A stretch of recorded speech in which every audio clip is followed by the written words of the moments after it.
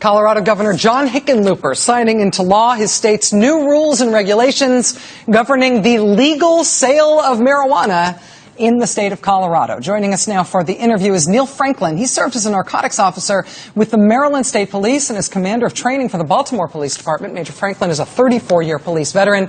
He's now executive director of Law Enforcement Against Prohibition.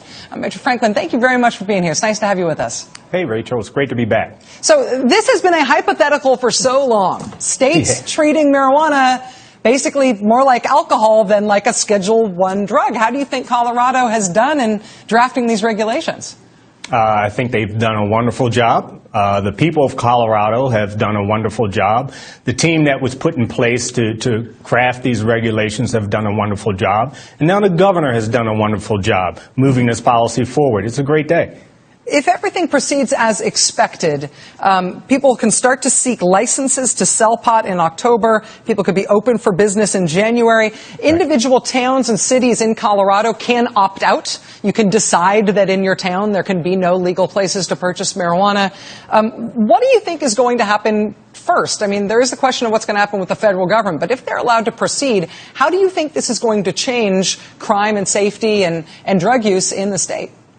Well, you ask a number of things there, and this is going to be very similar to alcohol. You're going to see different policies in different communities, and they have the option to do that.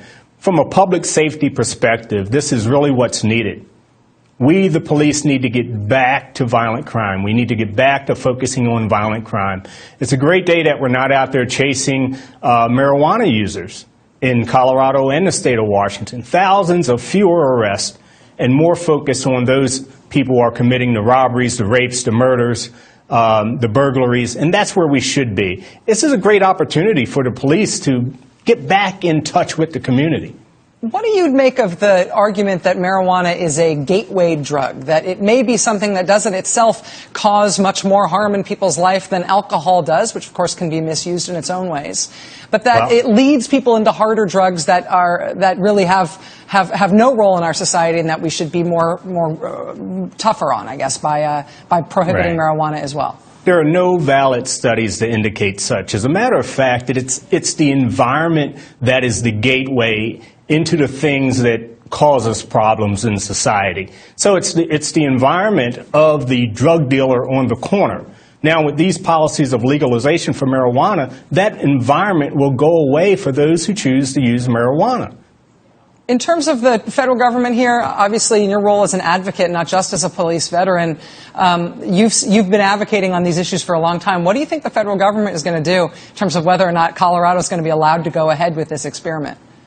Personally, I think they'll be allowed to go forward. I think this is a wonderful opportunity for the Obama administration, Department of Justice. It's an opportunity for them to do what they said they're going to do. They want more of a health-centered focus on our drug policies in this country. So this is a great opportunity. They've said we can't arrest our way out of this problem.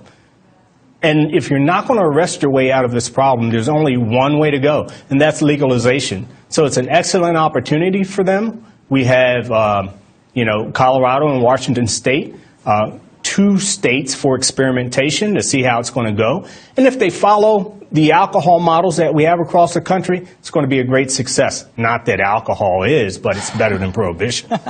Neill Franklin, Executive Director of Law Enforcement Against Prohibition, 34-year police veteran, former narcotics police officer. Thank you very much for your time tonight, sir. It's great to have you here. Thanks, Rachel. All right, we'll be right back. Stay with us.